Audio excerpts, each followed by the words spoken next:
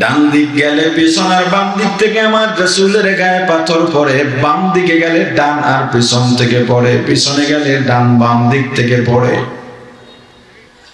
এক একটা পাথর আমার রাসূলের শরীরের মধ্যে পড়ে, সঙ্গে সঙ্গে এত সুন্দর আমার রাসূলের দেহ, যেখানে পড়ে ফুটা হয়ে ফিনকি দিয়া রক্ত বের হয়ে যায়। হযরত যায়েদ রাদিয়াল্লাহু তাআলা আনহু আক্রান্ত হন। আমার রাসূলের চতুর্দিক থেকে পাথর পড়তে পড়তে সারা শরীর রক্তে রঞ্জিত হয়ে যায়। মাথার উপরে বালতি দিয়া পানি ঢাললে যেভাবে গায়ের থেকে পানি বেয়ে বেয়ে পড়ে যায়, আমার রাসূলের শরীর থেকে ওইভাবে রক্তগুলো বেয়ে বেয়ে পড়তেছে। পায়ের মাথা দিয়ে জমিনে যায়, আর কিছু রক্ত জুতা আর পায়ের মধ্যে আটকে দেয় জমাটকে। আমার রাসূল হাঁটতে পারেন না, দুর্বল হয়ে গেছে। এই সময় কাফেররা পিছন থেকে ধাক্কা দিয়া যাতে দ্রুত আমার রাসূল হেঁটে যান, গালাগালি করে আর ধাক্কা দিয়া বলে তাড়াতাড়ি বের হও। আমার রাসূল ওই ধাক্কা সহ্য করতে পারেন না, ধাক্কা দেওয়ার সাথে সাথে উপর হয়ে জমিনে পড়ে যান। আবার কোন মতে হামাগুড়ি দিয়া ওঠার চেষ্টা করেন, উঠবেন, এখনো সোজা হয়ে দাঁড়ান না। এমন সময় আবার ধাক্কা দিয়ে আমার রাসূলকে জমিনের মধ্যে ফেলে দেয়। দুনিয়ার জান্নাতের বাগান কোরআন সুন্নাহর আলোচনার এই মোবারক মজলিসে আশা ও বসার মতো তৌফিক দান করেছেন, আলোচনা শোনার মতো সুযোগ করে দিয়েছেন, এজন্য শুকরিয়া আদায় করি আলহামদুলিল্লাহ। রাসূল করিম সাল্লাল্লাহু আলাইহি ওয়াসাল্লাম বলেছেন, পৃথিবীতে দুই ধরনের মানুষ ভালো। কয় ধরনের? সবাই বলেন। এক, যারা কোরআন শেখে। এক, সবার বলতে হবে, যারা দুই, যারা কোরআন শেখান। এই দুই ধরনের মানুষ পৃথিবীতে সব থেকে ভালো। কে বলেছেন? দেখেন ওজনে, আমি কি আল্লাহর কথা বলছি? বলেন বলেন, কে বলেছেন? রাসূল বলেছেন। হ্যাঁ, যারা শেখে তাদেরকে কি বলে? কথা বলেন। যারা শেখে তাদেরকে কি বলে? যারা শিখান। এক কথায় কোরআনের ছাত্র এবং শিক্ষক পৃথিবীর সব থেকে ভালো। কে বলেছেন? রাসূল বলেছেন। বলেন তো, কোরআন শিক্ষা দেওয়া হয় কোথায়? প্রাইমারিতে, KG, kindergarten, high school, college, varsity, কোথায়? আরো জোরে। অতএব পৃথিবীতে সর্বশ্রেষ্ঠ শিক্ষা প্রতিষ্ঠান মাদ্রাসা। ঠিক? এবার বলেন, মাদ্রাসায় যারা শেখে আর শিখান, অর্থাৎ মাদ্রাসার ছাত্র শিক্ষক দেখলে আমরা কি বলে ডাকি? বলে না, কি বলে ডাকি? জোরে বলেন। অতএব পৃথিবীতে সব থেকে হুজুররা ভালো। এই ঠিক আসতে কা? পৃথিবীতে সব থেকে কারা ভালো? কে বলেছেন? জোরে বলেন। এখন আপনি হুজুর করে ভালো জানেন আর না জানেন, তাতে হুজুরদের কিচ্ছু আসবে যাবে না। হুজুরদের শ্রেষ্ঠত্বের সনদ দিয়েছেন মুহাম্মদুর রাসূলুল্লাহ সাল্লাল্লাহু আলাইহি ওয়াসাল্লাম। সুয়ালে মুকদ্দাস, আল্লাহর রাসূল হুজুরদেরকে এত ভালো কেন বললেন? কোরআনের ছাত্র শিক্ষকদের এত ভালো কেন বললেন? দুনিয়ায় কত ডাক্তার আছে, বিজ্ঞানী আছে, ইঞ্জিনিয়ার আছে, হুজুরদের কি অবদান আছে এই সমাজে? এই যে মাইকে কথা কই, এটা তো হুজুররা আবিষ্কার করে নাই। এই যে লাইট জ্বলে, এই সামান্য একটা বিষয় হুজুররা আবিষ্কার করে নাই। এরপর হুজুরদের কি এত দামি আর শ্রেষ্ঠ আল্লাহর রাসূল কেন বললেন? হুজুররা তো পরের বাড়ি খায় আর মসজিদে ঘুমায়। কি আপনারা শোনেন নাই? হুজুররা মাগনা খায়, পরের বাড়ি খায়, ফাও খায়, কত কথা আপনারা শুনছেন? হুজুররা পরের বাড়ি খাইলে আপনার সমস্যা কি? কথা কয় না। হুজুররা পরের বাড়ি খাইলে আপনার সমস্যা কি? আপনার বাড়ি তো খায় না। আচ্ছা, এবার বলেন, হুজুররা যে খায়, জোর করে খায়? ফজরের আগে আগে দরজায় নক করছে। হুজুর কয় ব্যাপার কি, আজকে কে আইলো এত রাতে? দরজা খুলে তাকায় দেখে সর্বনাশ, আমার দুয়ারে কি লিগা? লম্বা করে সালাম খান দিয়ে কয় হুজুর ভিতরে ঢুকতে দিবেন না? কথা ঢুকেন, বসেন। কি খবর? কি গুনাহ যে করি, কি অন্যায় করি, গুনাহ করে খুঁজেই তো পাই না, এত বিপদ কার? কয় বিপদ বেশি। কয় গুনাহ পান না? কয় না। কয় গতকালকে ফজর পড়ছেন? কয় জুমা না পড়ে গেলাম আপনার বিশেষ। এমন একদল আছে না নাই? কেন আইছেন কাহিলা কন? কয় হুজুর একটা দাওয়াত, আমার বাসায় দুটো চারটা ডাইল ভাত খাইবেন। হুজুর কয় ডায়েরি খালি নেই, সুযোগ নাই। কয় যদি আপনি আবার দাওয়াত না নেন ঘরে উড়ন যেত না। একটু কি এখান থেকে শেষ করি। এটা তারা বুঝাইতে চাইলাম, হুজুরদেরকে যারা খাওয়ায়, মহাব্বত করে খাওয়ায়, অনেক জোর করে হুজুরদেরকে বাসায় নিতে পারে, এবং যারা খাওয়ায় তারা মহব্বতেই খাওয়ায়, খাওয়াবার পরে নিজেকে গর্বিত মনে করেন। কথা বলে না? আচ্ছা, হুজুররা কোনোদিন দেখছেন এই যে রাস্তায় ট্রাক চলে লেজার লাইট মাইরা বারবার পাশে থামায়? দেখছেন? হুজুর করে দেখছেন? এর মধ্যে টেন্ডার বাজিতে দেখছেন? ফাও খাইলো কারা? কোন কাগরে? হ্যাঁ বলবেন তো হুজুর ঠিক আছে, এই যে আবিষ্কার তো হুজুররা করতে পারে না। আরে ওলামায়ে কেরাম মুমিন, এই দুনিয়ার মেহমান। মুমিন এই দুনিয়ার। আচ্ছা আপনারা বলেন তো, আপনার বাড়িতে কোনো মেহমান গেলে সে কাজ করে? রান্দে কেডা? আপনি। বাজার করে কে? আপনি। যত পরিশ্রম সব আপনার। মেহমান পেট ডলে ঘুমায় আর খায়, মেহমানের কাজ আছে? মুমিন দুনিয়ায় এসব আবিষ্কার করবে না। যারা দুনিয়াদার তারা আবিষ্কার করবে, আর মুমিনরা মেহমান তারা এগুলো গ্রহণ করবে। কি? আচ্ছা, হ্যাঁ। এরপরও একটা প্রশ্ন যৌক্তিক থাকে যে আলেমদেরকে আল্লাহর রাসূল এত ভালো কেন বললেন? আর আলেম নিয়ে তো এমন মানুষের মাঝে একটা গাত্রতা আছে, আছে না নাই? কথা বলে না? আচ্ছা, আমার একটা প্রশ্নের জবাব দেন। রাসূল করিম সাল্লাল্লাহু আলাইহি ওয়াসাল্লামের উপরে আল্লাহ যে জিম্মাদারি দিয়েছেন, এই জিম্মাদারি ওজনদার না হালকা? কেমন ওজন? এই পৃথিবীর মতো 7 আসমান 7 জমিন সমেত এই পৃথিবীর মতো হাজার কোটি পৃথিবী যদি এক পাল্লায় রাখা হয়, আমার রাসূলের জিম্মাদারির ওজনকে হালকা করা যাবে না। এবার বলেন, আমার রাসূল আছেন না ইন্তেকাল করছেন? জোরে বলেন। রাসূলের সঙ্গে কি রাসূলের জিম্মাদারিও ইন্তেকাল হয়ে গেছে না জিম্মাদারি আছে? আওয়াজ দিয়ে বলেন। রাসূল আছেন। কোন জিম্মাদারি বা দায়িত্ব পালন করার জন্য দায়িত্বশীল দরকার। দায়িত্বশীল ছাড়া দায়িত্ব পালন করা যায়? তাহলে দায়িত্ব ছিল রাসূলের। রাসূল কি আছেন? কিন্তু দায়িত্ব আছে না নাই? দায়িত্ব তো একা চলতে পারে না। দায়িত্বের জন্য কি দরকার? দায়িত্বশীল দরকার। রাসূল যেহেতু নাই, এখনই দায়িত্ব কার? ইন্নাল উলামা ওয়ারাসাতুল আম্বিয়া। আল্লাহর রাসূল এই জিম্মাদারি দিয়ে গেছেন উলামায়ে কেরামের উপরে। কার উপরে দিয়েছেন? আরে আওয়াজ দেয় না, কার উপরে? এখন সাধারণ মানুষের কাজ কি হবে? যে এত ওজনদার জিম্মাদারি, এটা সাধারণ মানুষ, আওয়াম এটা পালন করতে পারবে?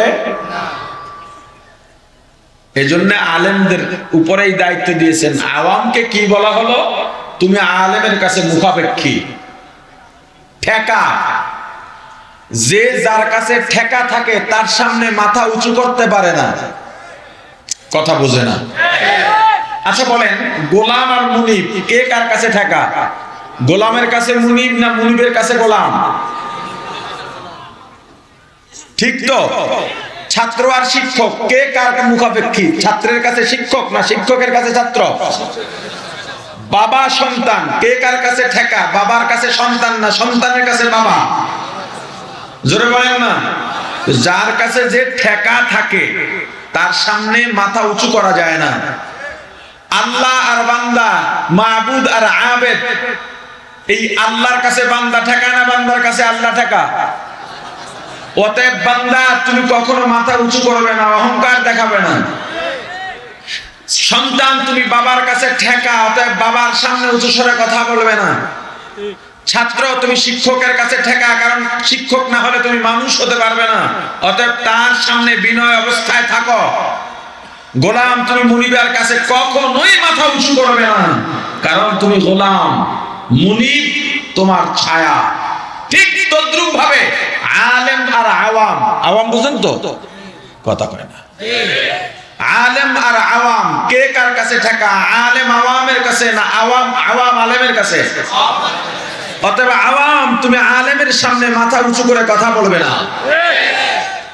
কিন্তু অবস্থাটা কি হয় দেখেন, অবস্থাটা কি হয়। ফাঁকে আর একটা কথা বলি, আপনি রোগী ডাক্তারের কাছে গিয়েছেন, ডাক্তার আপনাকে প্রেসক্রিপশন দিলেন, আপনি কি কখনো বলেছেন এই ডাক্তার এই ওষুধ দিলা কেন?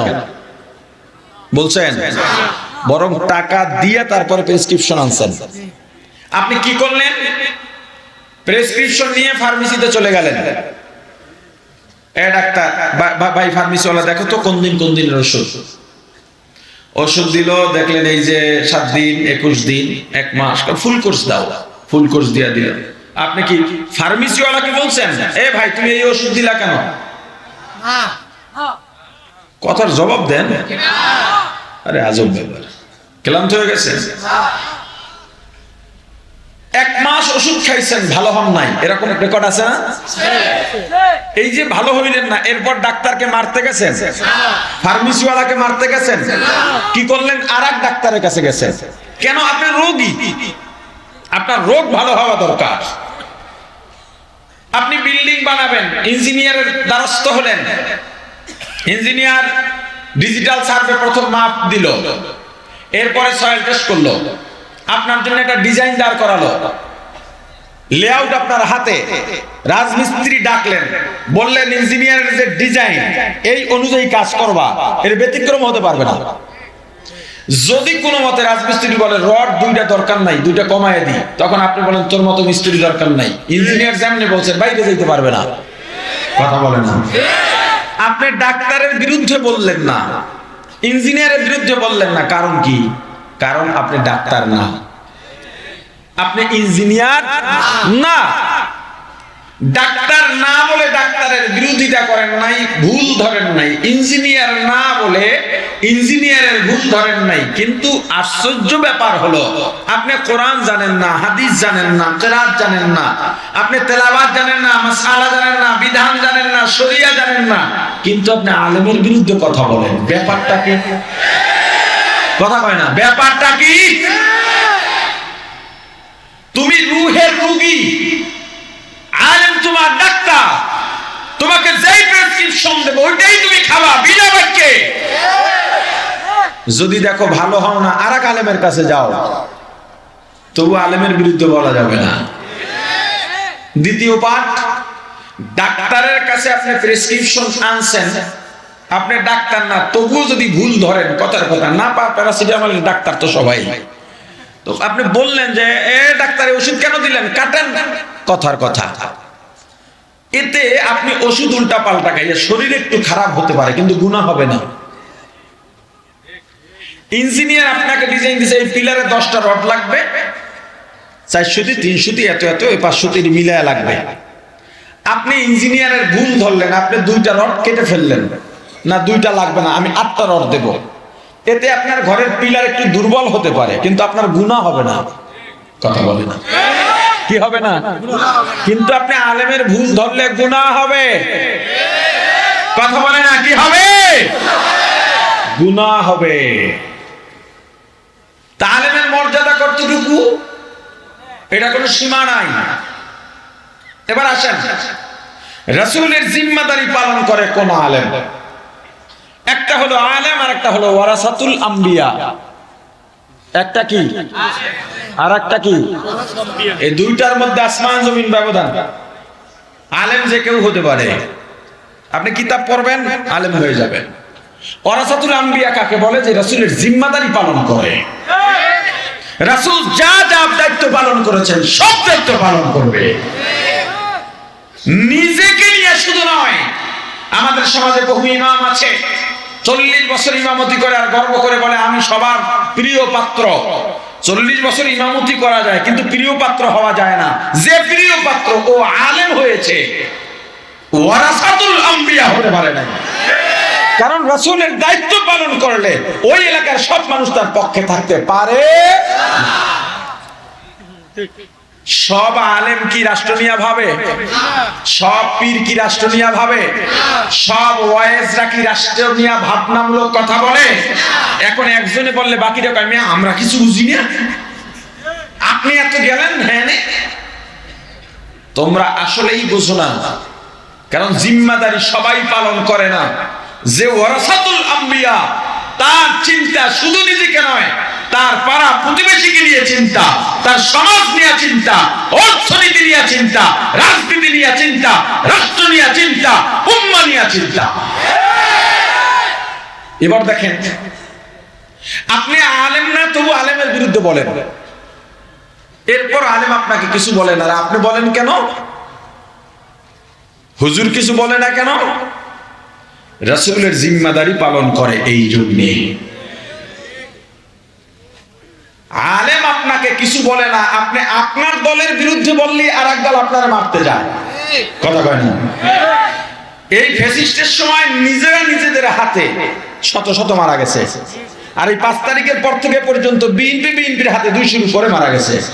কিন্তু আলেমের বিরুদ্ধে বললে আলেম আপনাকে মারতে যায় না। কেন জানেন?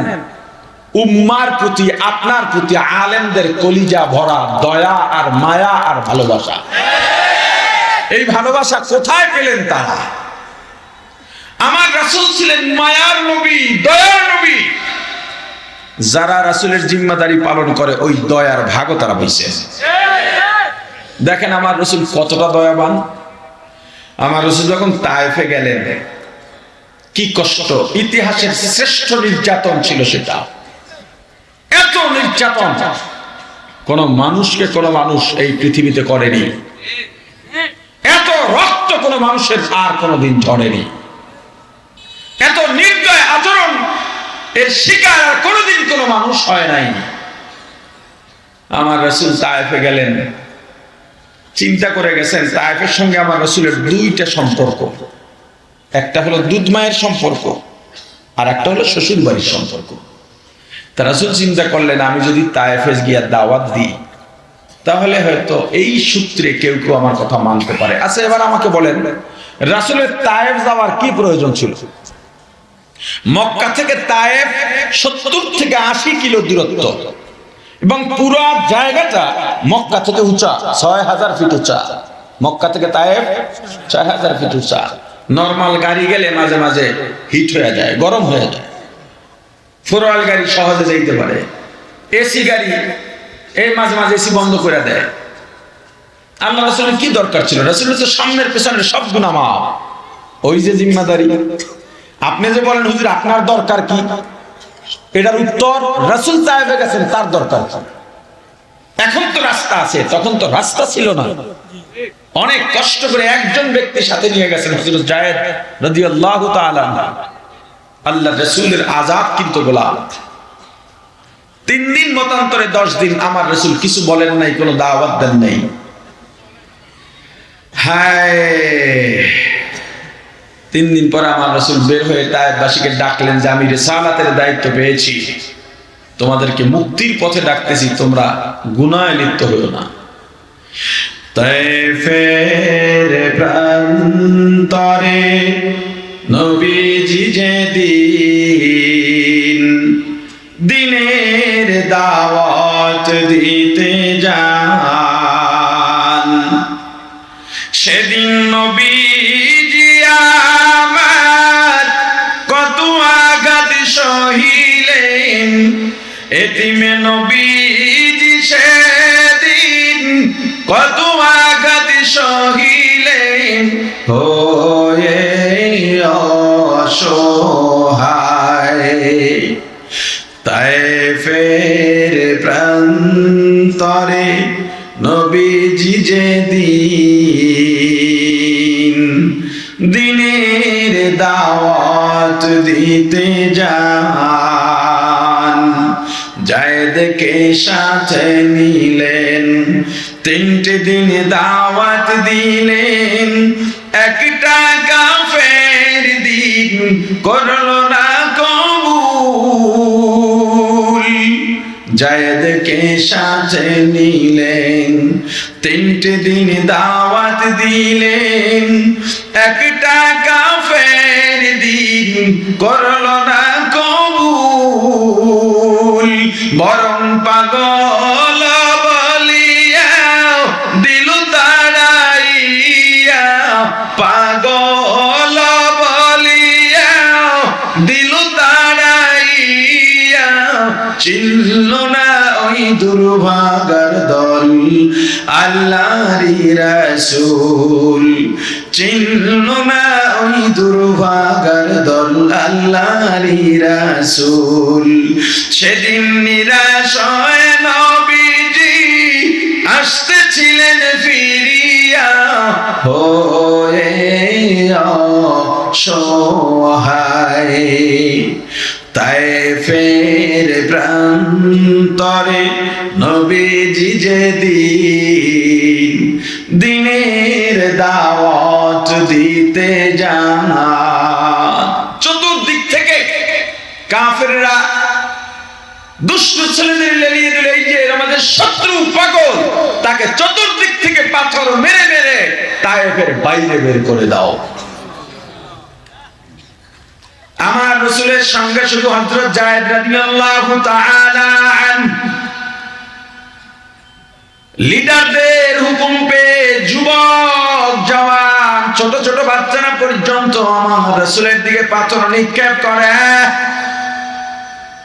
হযরত যায়েদ রাদিয়াল্লাহু তাআলা আনহু একজন মানুষ কয় দিকে যাবেন, কয় দিক ফিরাবেন, ডান দিক গেলে পিছন আর বাম দিক থেকে আমার রাসূলের গায়ে পাথর পড়ে, বাম দিকে গেলে ডান আর পিছন থেকে পড়ে, পিছনে গেলে ডান বাম দিক থেকে পড়ে। এক একটা পাথর আমার রাসূলের শরীরের মধ্যে পড়ে, সঙ্গে সঙ্গে এত সুন্দর আমার রাসূলের দেহ, যেখানে পড়ে ফুটা হয়ে ফিনকি দিয়া রক্ত বের হয়ে যায়। হযরত যায়েদ রাদিয়াল্লাহু তাআলা আনহু আক্রান্ত হন। আমার রাসূলের চতুর্দিক থেকে পাথর পড়তে পড়তে সারা শরীর রক্তে রঞ্জিত হয়ে যায়। মাথার উপরে বালতি দিয়া পানি ঢাললে যেভাবে গায়ের থেকে পানি বেয়ে বেয়ে পড়ে যায়, আমার রাসূলের শরীর থেকে ওইভাবে রক্তগুলো বেয়ে বেয়ে পড়তেছে। পায়ের মাথা দিয়ে জমিনে যায়, আর কিছু রক্ত জুতা আর পায়ের মধ্যে আটকে দেয়, জমাটকে। আমার রাসূল হাঁটতে পারেন না, দুর্বল হয়ে গেছেন। এই সময় কাফেররা পিছন থেকে ধাক্কা দিয়া যাতে দ্রুত আমার রাসূল হেঁটে যান, গালাগালি করে আর ধাক্কা দিয়া বলে তাড়াতাড়ি বের হও। আমার রাসূল ওই ধাক্কা সহ্য করতে পারেন না, ধাক্কা দেওয়ার সাথে সাথে উপর হয়ে জমিনে পড়ে যান। আবার কোন মতে হামাগুড়ি দিয়া ওঠার চেষ্টা করেন, উঠবেন, এখনো সোজা হয়ে দাঁড়ান না। এমন সময় আবার ধাক্কা দিয়ে আমার রাসূলকে জমিনের মধ্যে ফেলে দেয়। এভাবে আমার রাসূলকে এত ক্লান্ত করে ফেলে, আমার রাসূল হযরত যায়েদ রাদিয়াল্লাহু তাআলা আনহুর কাঁধে ভর দিয়া কোন মতে তায়েফের সেই ঐতিহাসিক পাথরের পাদদেশে গিয়ে বসেন, আল্লাহর দরবারে হাত বাড়ায় দেন। ওগো আল্লাহ, আপনি তাকায় দেখেন, আপনি সাক্ষী থাকেন। ওরা বলছে আমি দুশমন, আমি পাগল। আমি পাগল না, আমি দুশমন না, আপনার রিসালাতের দায়িত্ব নিয়ে আসছি। ইতিমধ্যে জিবরাইল এলেন, হুজুর আপনার কান্নায় আসমানের সমস্ত ফেরেশতা কাঁদে। পৃথিবীতে দুইবার, জীবনে দুইবার পৃথিবীর সমস্ত ফেরেশতা কেঁদেছে। একবার কেঁদেছে পয়গম্বর ইব্রাহিম আলাইহিস সালাতু ওয়াস সালাম, নিজের সন্তান ইসমাইলকে যখন ছুরির তলে শোয়া দিছে, তখন আসমানের সমস্ত ফেরেশতারা কেঁদেছে আর বলেছে, আল্লাহ ইসমাইলকে বাঁচান, বাঁচান। যদি বাবার হাতে সন্তান জবাই হয়ে যায়, পৃথিবীতে একটা কলঙ্কজনক ইতিহাস রচিত হবে। আর একবার সমস্ত ফেরেশতারা না শুধু আসমান কেঁদেছে, জমিন কেঁদেছে, নদী নালা কেঁদেছে, গাছপালা কেঁদেছে, পশু পাখি কেঁদেছে, ফেরেশতারা কেঁদেছে, যখন আমার রাসূলকে তায়েফের ময়দানে কাফেররা কষ্ট দিয়েছে। আমার রাসূল বললেন, না না, কত মায়ার নবী, কত দয়ার নবী, ওদেরকে মেরো না, ওদেরকে ধ্বংস করো না, ওরা আমাকে চেনে নাই, যদি আমাকে চিনত মাথায় তুলে ঘুরতো। ওরা চেনে নাই, পরে চিনবে, ওরা না চিনলে ওদের পরবর্তী প্রজন্ম চিনবে। এই যে মায়া, এই মায়ার অংশ ওয়ারাসাতুল আম্বিয়া, উলামায়ে কেরাম পেয়েছেন। এই জন্য আপনি গালি দিলেও উলামায়ে কেরাম আপনাকে দলবল নিয়ে মারতে যায় না। উলামায়ে কেরামের কাছে আওয়াম ঠেকা মুখাপেক্ষী, কিভাবে তুমি নামাজ শিখতে চাও শেখা তো লাগবেই। আলেমের কাছে যাইবা, সামান্য একটা সমস্যায় পড়ছো, সামনে রমজান মাস, কবে মিলতো পীর সাহেব চরমনাইকে এই ময়দানে, এই জায়গায় এত সুন্দর একটা ব্যবস্থাপনা আপনাদেরই করা দরকার ছিল, আপনারা করেন নাই। কুয়াকাটার সন্তান এসে আপনার এলাকায় বাড়ি বানাইলেন, মাদ্রাসা বানাইলেন, তার উসিলায় এলাকায় উলামায়ে কেরাম আসেন, বুজুর্গানে দ্বীন আসেন। আপনি হাজার সাধনা করেও এমন একটা মিলন মেলা ঘটাইতে পারতেন না। কি মনে হয় আপনারা আইতেন? জামিয়া তালিমিয়া ছাড়া মাহফিল কি আরো হয় না? কথা কয় না।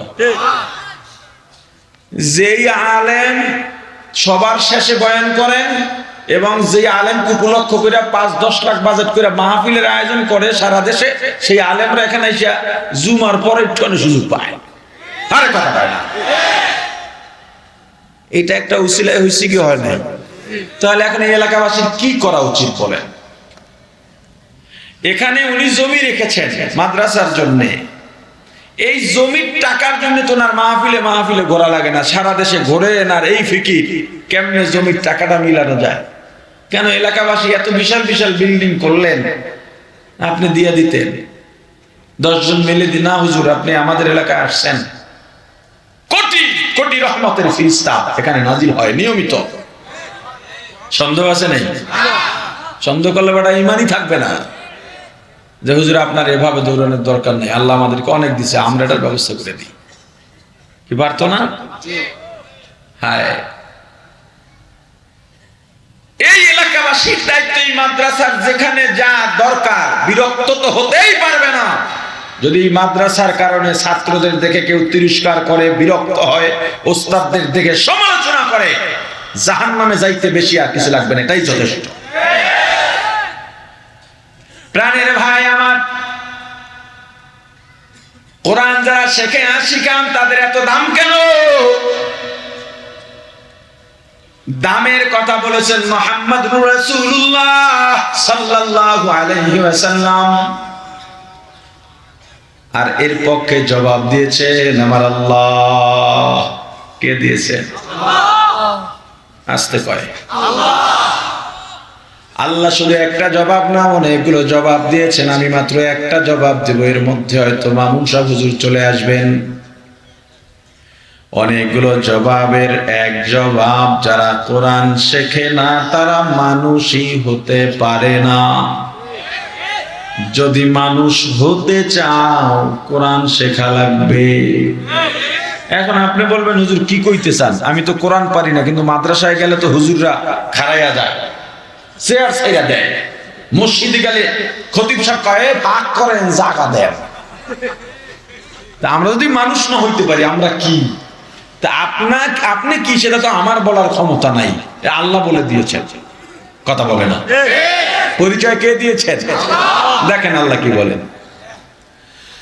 وَلَقَدْ ذَرَأْنَا لِجَهَنَّمَ كَثِيرًا مِنَ الْجِنِّ وَالْإِنسِ لَهُمْ قُلُوبٌ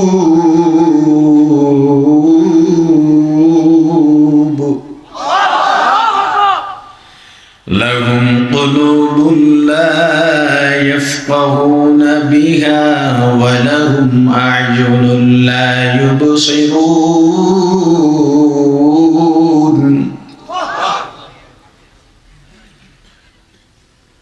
ولهم أعين لا يبصرون بها ولهم آذان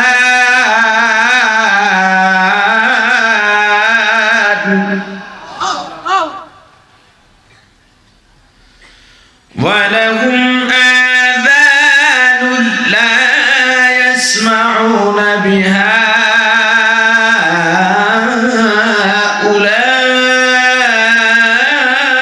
أولئك كالأنعام গর্ব সূরত আদমি ইনসা বুদে গর্ব সূরত আদমি ইনসা বুদে আহমদ আবু জাহল গামে কে সাবুদে। প্রিয় ভাই আমার, মানুষের মতো দেখলেই মানুষকে মানুষ বলা যায় না, মানুষের মতো কথা বলতে পারলেই মানুষকে মানুষ বলা যায় না, মানুষের বংশ থেকে জন্ম নিলেই মানুষকে মানুষ বলা যায় না। মানুষের মতো দেখলেই যদি মানুষকে মানুষ বলা যায় তো আমার রাসূলের চেহারা আবু জাহেলের চেহারা দেখতে প্রায় একই রকম ছিল। আমার রাসূল এই বংশের থেকে দুনিয়াতে আসছেন, আবু জাহেল একই বংশের থেকে দুনিয়াতে আসছে। আমার রাসূল আর আবু জাহেলের সম্পর্ক হলো চাচা ভাতিজা। আমার রাসূল হলেন রাহমাতুল লিল আলামিন, সাইয়্যিদুল মুরসালিন, ইমামুল মুরসালিন। আবু জাহেল হলো চিরস্থায়ী জাহান্নামী। আমার রাসূলের রওজা জিয়ারত করার জন্য লক্ষ লক্ষ কোটি কোটি সারা বিশ্ব থেকে হাজিরা যায় আর সালাম দেয়, চোখের পানি ছেড়ে কাঁদেন। আসসালাতু ওয়াসসালামু আলাইকা ইয়া রাসূলুল্লাহ, আসসালাতু ওয়াসসালামু আলাইকা ইয়া হাবিবাল্লাহ, আসসালাতু ওয়াসসালামু আলাইকা ইয়া শাফিউল মুজনিবিন, আসসালাতু ওয়াসসালামু আলাইকা ইয়া রাহমাতাল লিল আলামিন। ওদিকে আবু জাহেলের বাড়ি মানুষে খোঁজে কি লিখিয়া,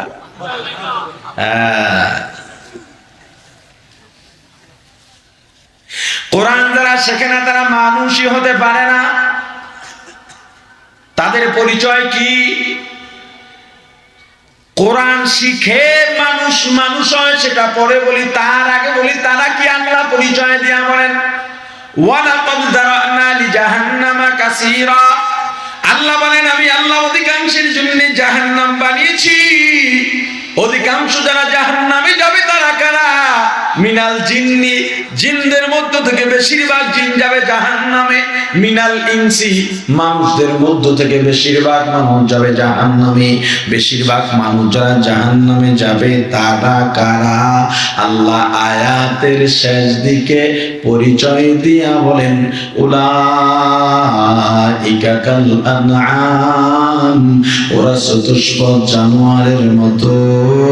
শুধু জানোয়ারের মতো নয়, বালহুম আদল, বরং জানোয়ার থেকেও খারাপ। পরিচয় মিলে এলো না, আমার লগে রাগ হইলে লাভ নাই, রাগ হইলে আল্লাহর লগে রাগ। এবার আসেন কোরআন শেখার মাধ্যমে মানুষ মানুষ হয়। এই জন্য যারা কোরআন শেখে আর শিখান তাদের দাম দুনিয়ার সব থেকে। দেখেন আল্লাহ কি বলেন, আর-রহমান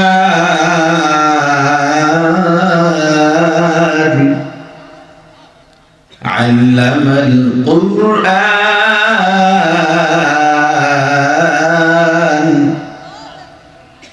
খালাকাল ইনসান।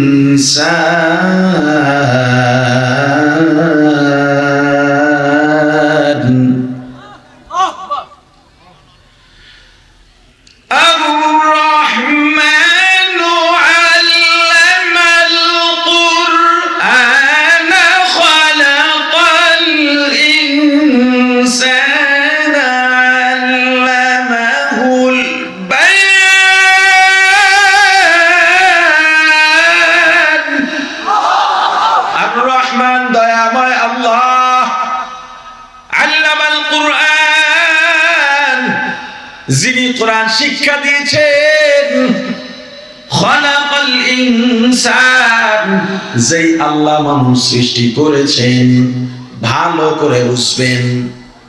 আল্লাহ তরতিবতাকে পছন্দ করেন, সিরিয়াল পছন্দ করেন, তরতিব অনুযায়ী যারা আমল করে এই আমলের দাম আল্লাহর দরবারে দুনিয়ার সব থেকে বেশি। যেমন একজন মানুষ 5 ওয়াক্ত নামাজ পড়ে, তাহাজ্জুদ পড়ে, আওয়াবিন পড়ে, ইশরাক পড়ে, জিকির করে, দরুদ পড়ে, ইস্তিগফার করে, তেলাওয়াত করে, দান সদকা করে, কিন্তু মাঝে মাঝে 2-1 ওয়াক্ত ফরজ নামাজ ছুটে যায়। আর একজন ব্যক্তি তাহাজ্জুদ পড়ে না, আওয়াবিন পড়ে না, ইশরাক পড়ে না, চাষ করে না, দরুদও বেশি করতে পারে না, জিকিরও বেশি করতে পারে না, তেলাওয়াতও বেশি করতে পারে না, কিন্তু কোনদিন ফরজ নামাজ কাজা করে না, ওয়াজিব নামাজ কাজা করে না, ধারাবাহিক আছে। ওই তাহাজ্জুদ গুজারি নামাজ কাজা করনেওয়ালা তাহাজ্জুদ গুজারির আমলের থেকে বিনা তাহাজ্জুদের ফরজ ওয়াজিবের তরতিব রক্ষা করা ব্যক্তির দাম আল্লাহর দরবারে বেশি। এজন্য আল্লাহ তরতিবতাকে পছন্দ করেন। আল্লাহর তরতিব কত সুন্দর! যদি দেখতে চাও একটা মানুষের দিকে তাকাও, দেখো মাথার তরতিব যেখানে দরকার আল্লাহ সেখানেই মাথা দিয়েছেন, যেখানে চোখ, যেখানে নাক, যেখানে মুখ, যেখানে যেই তরতিব দরকার দিয়েছেন। বলেন মুখ সামনে না হয়ে মাথার পিছে হইলে কেমন হইতো? কথা কয় না, ভালো হইতো? ঠিক তদ্রুপ ভাবে কোরআনকেও আল্লাহ তরতিব অনুযায়ী সাজাইছেন, কোনো ভুল নাই, লা রাইবা ফি, কোনো ভুল নাই, কোনো ছন্দ পতন কোরআনে নাই। কিন্তু আল্লাহ কি বললেন সূরাতুর রহমানের মধ্যে? দেখেন, বলেন আগে আমরা দুনিয়াতে জন্মাইছি না মক্তবে ভর্তি হইছি? কথা কয় না। তাহলে তরতিব কি? আগে জন্ম পরে মক্তব, আগে জন্ম পরে মাদ্রাসা, আগে জন্ম পরে স্কুল। কিন্তু আল্লাহ বললেন আনার রহমান, আমি দয়াময় আল্লাহ। এরপরে বলছেন আল্লামতুল কুরআন, আমি আল্লাহ কোরআন শিক্ষা দিয়েছি। তারপরে বলেছেন খলাকতুল ইনসান, মানুষ সৃষ্টি করেছি। আবার বলেন মানুষের সৃষ্টি আগে না কোরআনের শিক্ষা আগে? কথা কয় না, দূর। কিন্তু আল্লাহ এখানে কি বললেন? আগে কি কোরআনের শিক্ষা কইছে না মানুষ? উল্টো হয়ে গেছে না কথা? আগে বলে মানুষ কইছে। দিক কি আমি আর আইলাম না আপনারা আইলাম? হ্যাঁ হ্যাঁ, কি অবস্থা! শ্বশুরের জ্বর আইছে, জ্বর, জামাই শুই না ফলটল নিয়ে গেছে শ্বশুরের দেখতে। তো জামাই শ্বশুরের মাথার পাশে বসে মাথায় হাত দিয়ে ডলে আর কয়, হুজুর বাবা ভয় পায় না, সব ঠিক হয়ে যাবে। খুব বেশি খারাপ লাগে, বেশি কষ্ট হয়? কয় ভাই রে, শরীরটা বেশি খারাপ। শাশুড়ি ভিতর থেকে শুনছে, কি রে জামাই রে ভাই কইতেছে, সর্বনাশ, নেগেটিভ পজিটিভ তাউলিয়া যাইতেছে। দৌড়ে আসে, তুমি কারে ভাই কয়? এটা জামাই। আরে মা আমার হুশ নাই। আপনাকে কি হুশ যদি হারায় যান, জাগনা আছেন না ঘুমান না? আরে কথা কয় না। আল্লাহ কবুল করেন। আরো জোরে খুশি না বেজার? আওয়াজ জোরে হবে, খুশি না বেজার? ওরা কেন খুশি না? দুই হাত তোলে।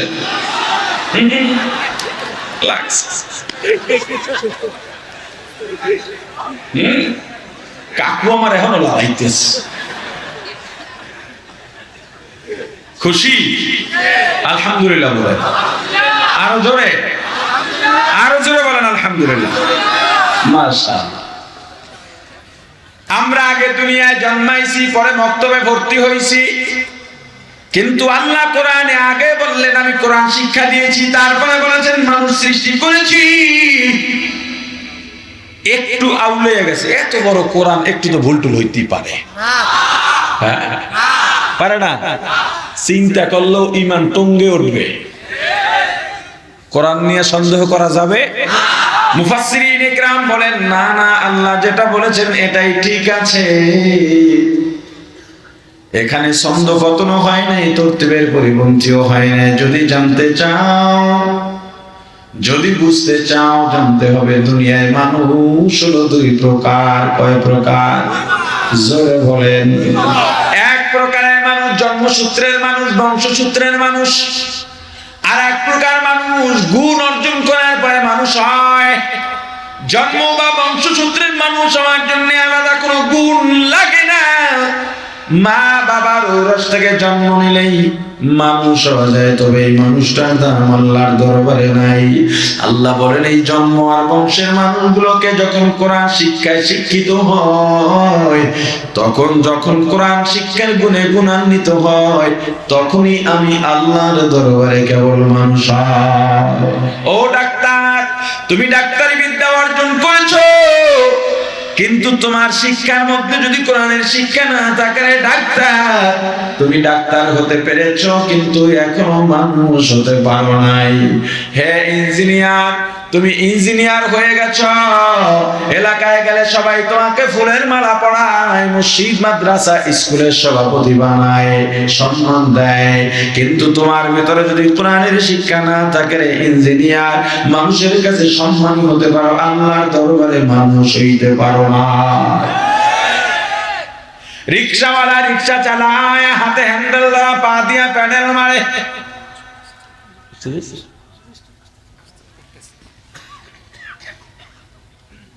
পিছে উঠছে মাত্র একজন মহাজন, কিন্তু রিকশাওয়ালার জবানের মধ্যে জিকির এমন রিকশাওয়ালা আছে না নাই?